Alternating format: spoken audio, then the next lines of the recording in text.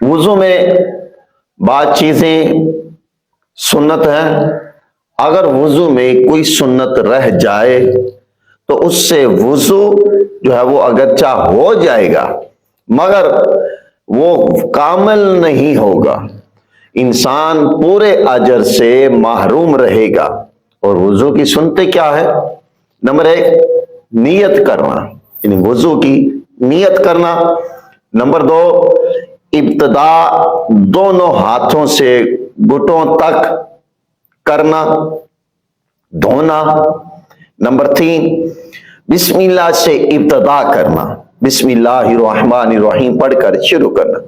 Number 4 مسواک کرنا، اگر مسواک نہ ہو تو پھر مسواک کی جگہ پر دائیں ہاتھ کی شہادت والی انگشت کو، انگل کو، اس کو استعمال کرنا۔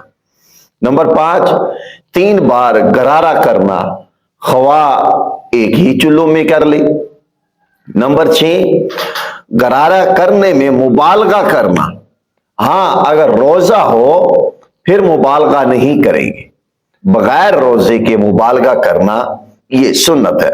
نمبر 7 ناک کی نرم ہڈی تک پانی پہنچانا۔ نمبر 8 گھنی داڑھی کا نیچے سے خلال کرنا۔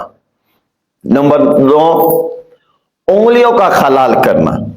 نمبر 10 ہر عضو کو 3 بار دھونا۔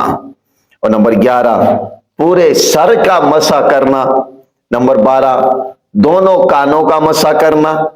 نمبر 13 اعضائے وضو کو ملنا، ایسے وضو کریں گے تو اعضائے وضو کو ہم ملیں گے ایسے۔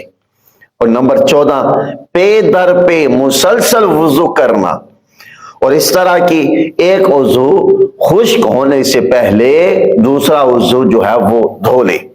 اور نمبر 15 ترتیب کے ساتھ وضو کرنا، جس طرح اللہ تعالیٰ نے قرآن مجید میں بیان فرمایا، جو طریقہ ہم نے پڑھا، یعنی ترتیب کے ساتھ وضو کرنا، یہ وضو کی سنتیں ہیں۔